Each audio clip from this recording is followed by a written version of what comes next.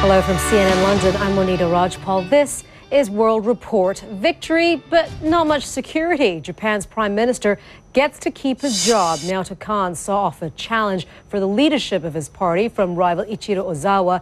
It was a tightly fought race, but the revolving door at the top job in Tokyo is one of the reasons the economy has been dragging its heels. And Prime Minister Kan is still grappling with a strong yen that's putting pressure on exporters. Kyung-la has been reporting on the story since it broke just a few hours ago. She joins us now live from Tokyo. I'm sure Mr. Kan must be saying phew at this point. Kyung. Definitely, because this was a political fight of his career. He had to fight off someone who's known here in Japan as a political bruiser. Ichiro Ozawa is a heavyweight. He's someone who is owed many political favors. So up until the vote was finally counted, many people were saying this was simply too close to call. But in the end, Prime Minister Kan keeps his job. It was actually by a fairly comfortable margin. And what he has to do now is try to push all these political distractions out of the way. He has a big job ahead of him. In his remarks right after he retained the job of party leader, therein keeping his job as prime minister, the prime minister said that the election is over. We must now unite to get Japan's business done. There is a lot of business to be done. As you mentioned, Monita, we have an economy in this country that is mired in deflation. There is a strong yen currency issue that's really hammering exporters. And there's also the issue of how to get domestic consumption up, how to get consumers feeling confident. And certainly what we hear from voters here is that this type of political show that we saw today, where we saw the lawmakers going in and voting on who they would like as their party leader, trying to maintain some sort of political leadership in this party, is signaling to the voters that politics in Japan has simply not cleaned up its act. Monita? I think you coined the term political distraction perfectly there, and that seems to be what Japan has had for such a long time now, that you would think that even when prime ministers are elected into that position, the economy, obviously getting the country back on track, is one of their top priorities, but yet they have been distracted just by keeping their own jobs.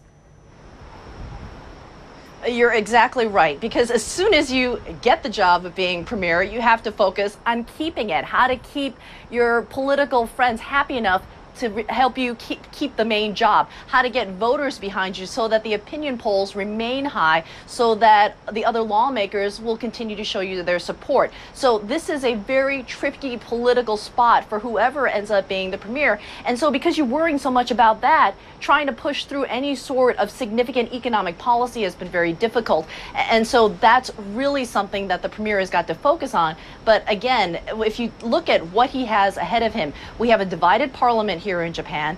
He's got to figure out how to get policy pushed through the parliament, and it's going to be an uphill climb. All right, Kyung-la in Tokyo, thank you. Japan has had 14 prime ministers in the last 2 decades, 3 in the last 12 months alone. The current prime minister, Naoto Kan, has held the job for only the past 3 months. He lost control of Japan's upper house of parliament in July elections. He replaced Yukio Hatoyama, who didn't serve even a full year in office. Facing a no-confidence vote, Hatoyama resigned in June. Hatoyama defeated the previous Prime Minister, Taro Aso, in elections last fall. Mr. Aso's popularity suffered due to the economic crisis and a series of scandals. He was voted out just a few days short of a full year in office.